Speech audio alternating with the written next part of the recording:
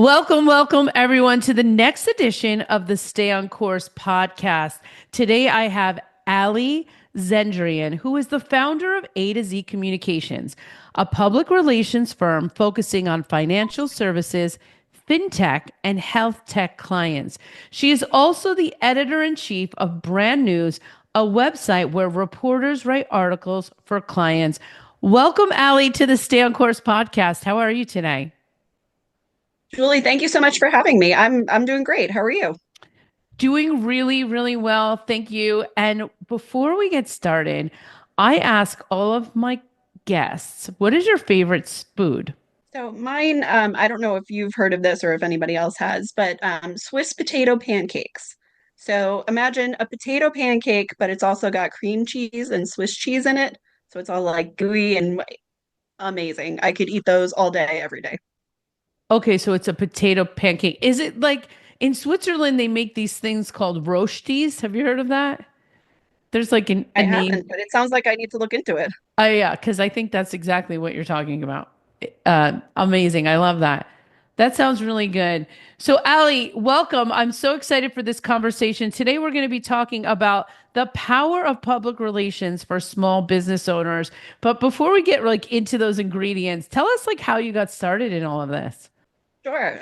So I actually started my career as a reporter. I went to grad school for journalism. I thought that that was who I wanted to be. And I did do that for 5 years, mostly in financial services.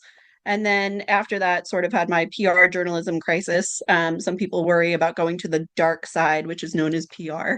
But I made the leap and decided it was time. So I did 9 years of healthcare PR at Northwell Health up in New York and then went into financial services PR and now have my own firm. So, yeah, I think that then that puts me in a position to understand what reporters are looking for because at one point I was a reporter. I'm loving that. That is awesome. And public relations is one of these things that I don't think that we all understand as entrepreneurs. So I'm excited to really dig into some of these ingredients that can help small business owners move the needle to let people know about what they're doing. So where do you want to start this conversation? Well, so as I think about it, I think the first ingredient that someone needs, so when you're thinking about yourself and your business, you're putting your expertise out there for people to see and to be gravitated towards. So hopefully they'll become your clients. So I think the first ingredient is thought leadership. So it sounds like this schmancy term, but it's really just you taking your expertise, commenting on trends or saying I've noticed XYZ in my industry that I'm working on, or here are some helpful tips for people who are having this issue. So it's taking that, writing an article about it, or working with a public relations professional to do it, and then getting it out there in the media so that not only do you have your expertise and is that on your website, but it's out in another area and then further validated because that publication, published it for you. hmm Now, when you're talking about thought leadership articles, is that the space that you focus in on public relations? It's among the spaces. So I think when people imagine public relations, they think immediately of press releases because that's that like tangible thing. You're like, yes, I've seen press releases, and that's certainly a part of it. But I think press releases have their place, and you really have to have news to announce there for it to be worthwhile. So without absent of news or not having anything that you want to put in a press release, I think thought leadership articles are a good way to go because they're evergreen. People can relate to them a little bit more. So yeah, that's definitely one of the areas that I focus on. Okay. So small business owner listening to this broadcast right now, what do you recommend for them to do? Let's say if they didn't work with a public relations person, how could they get their articles out there? So I think one thing to get started would be kind of thinking about, what is your expertise exactly? So writing that out and codifying it for yourself and then saying, okay, well, with this expertise, I've noticed this issue in the industry and I want to call out for it. Or I've noticed this trend going on. So then taking that, if you're confident in writing, obviously feel free to write it out. If not, I'm sure that there are resources like ChatGPT and whatnot that can help you organize your thoughts. So, get your thoughts out there, get them organized and put into a nice article. And then from there, so absent a public relations professional, I would look at the publications that you want to see yourself featured in and try to find like the contact us section or something like that. It's harder when you don't have the relationship with the publication, but that's not to say that it's impossible and not something that people can't do for themselves. Okay, very cool. What would be the next ingredient? So I think next, so I was mentioning the relationship with reporters and publications. So that's another way for people to really move themselves up in the industry if they're trying to like get into the C-suite or things like that. So with a public relations professional, you can have them pitch you on, topics that are in the news. Like if you have a perspective or something to add on the California wildfires, for instance, then you can be inserted into the conversation and people remember you. So you can do it that way. You can also, if you're just like at a conference and whatnot, go up and introduce yourself to reporters who are there. Hey, XYZ, I would love to have a chat with you, have some coffee, and we can talk. So building that relationship with a reporter then means that they'll remember you the next time that they have an article about whatever your expertise is. And maybe you get that phone call. So you get to be featured in an article. I love that.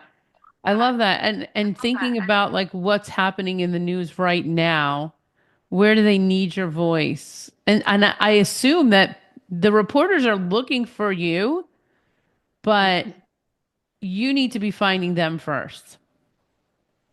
That's really the thing is, so I don't think that people realize that having been a reporter, you're getting flooded with emails and all these requests from people, can you cover this and that? When you need something, you've got like an hour or two maybe to work on a Yeah. story and then it's got to get out there. So you don't have time to start, yeah, let me research and see who's the best person. I'm just going through my Rolodex and saying, I know that John Smith is great at talking about XYZ. I'm going to go reach out to him. So, yeah, that's really when it pays to be top of mind with reporters. Yeah. So how do you start developing those relationships? Well, so I'll be honest, I sort of cheated, I guess. So having been a reporter in this space, like I knew reporters from having worked with them in the past, but it's just also building relationships and saying, hey, so and so at whatever publication, what is it that you're working on? And, I have clients that work in this space, in this space, in this space. Would that be helpful to you? And, maybe this week it is, maybe this week it's not, but they will remember you, especially with persistence, so that when they do need you, they call you. They call you. And what kind are you talking about? News reporters, magazine reporters? Like what segment are you looking at there? So I'm mostly working with news reporters. It's really kind of all the same. It just, from a magazine standpoint, they've got longer deadlines and usually longer articles that they're writing, so they've got more time to work with. But especially news reporters, they could have to turn something around in an hour or two, which sometimes gets frustrating for clients because, you'll get an email at 10 o'clock. I need comments about XYZ at 11. And the person's like, I have a meeting. What do you want me to do? I'm I like, I'm know. sorry, but Wow. that's what the reporter's deadline is. So, if you can't make this one, obviously we'll try the next one. But that's the reality of working with reporters. Interesting. So interesting. Okay, cool. So thank you for those two ingredients. What's the last ingredient for today? So I think, especially for people who might not feel like they would be successful doing thought leadership or getting in relationships with reporters, I think even if you want to just beef up your own website, so you can do blogs, which I'm sure a lot of people, but if you're not doing it, it's the same thing as a thought leadership article. It's just that it hasn't been published somewhere else. Or testimonials, I think, are really big too. So ultimately, I could scream from the hilltops that so and so is the most amazing thing ever. But, when we think about even just our own purchases, you're going to buy something based on what a customer has said or how many stars a person has gotten, more than you are anything that I'm going to tell you. So I think that that's a huge way to make a difference in your business profile. Okay, that's awesome. And that's something everyone can do. What do you think of using ChatGPT to write some of these blogs or help you write the blogs? Not the thought leadership part of it, but you know, I like ChatGPT when I can give it the information that it needs and has it have ChatGPT refine it. Is that okay to do with your keywords? So I think definitely using something to help you get your keywords in there. Like I use a resource that reminds you, you should put these 5 different keywords in 10 different times, and it needs to be as organic as possible, and then you'll rise up in your SEO search or things like that. I think that that's super helpful.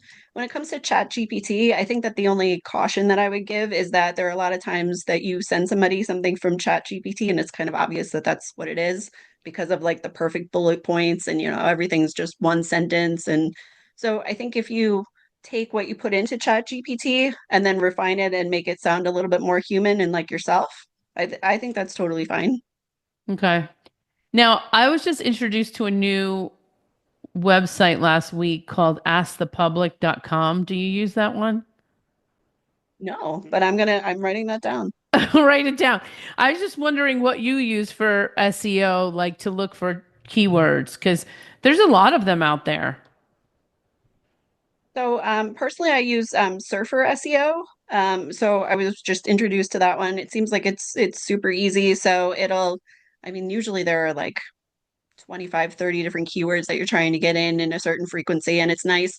It'll give you a bar on the side that says, you've gotten like half the keywords in. So you're like halfway to where you want to be, but, just like try to scooch in a few more keywords and you'll, be in a good place. So I feel like that's super helpful. Because then that also lets me write organically, but then remember, maybe I should sub out this word for a keyword. So I think that that works nicely.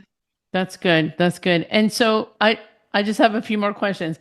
What do you think about like things like Medium and LinkedIn for article writing? I think that they're good places to be. So I think, especially that social interaction, people really need that. So I think that's definitely one step. I think as far as getting like extra validation or that sort of like stamp of approval of, if I'm published in US News and World Report, like that's a to do versus if I'm doing it on LinkedIn, like a bunch of people are doing it on LinkedIn. So I think that you need to be there, but if you have a good mix of everything, then it's not just you speaking out into the void, it's somebody else validating that, Julie is amazing because, she's been featured in these publications. Got it.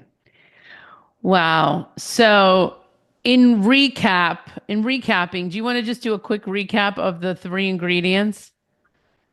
Sure.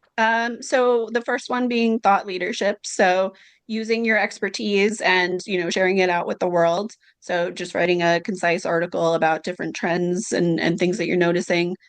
Working with reporters. So trying to get to know them, whether you're at a conference or whether you just, see an article of theirs that you like. Let's be honest, we all appreciate when somebody says, hey, something that you did over here was amazing. So if you find an article from a reporter that you really love, tell them you love it, and it might turn them into a friend of yours. And then also blogs and testimonials. So, sort of along the lines of what we were talking about with LinkedIn, it's putting social proof out there. So, if you're not going to get the reporter validation, at the very least, you're out in the social community and making people aware of what you're doing. Okay, amazing. Thank you so much for your expertise today. As we talked about the power of public relations for small business owners, how can the Stay on Course audience find out more about your services? First of all, thank you for the opportunity to share this because I feel like it's a good message for people to have and to try to get their business, one step further along than where they are currently. But you can find me. So my website is a to z PR.com. And then my brand news website. So that's a website where myself and other former reporters and current reporters write your news for you. You can find that at brandnews.info. Awesome. Thank you so much. Once again, that's A to Z communications.com. Perfect. Thank you, Allie, for being a guest on the Stay on Course podcast. Thank you.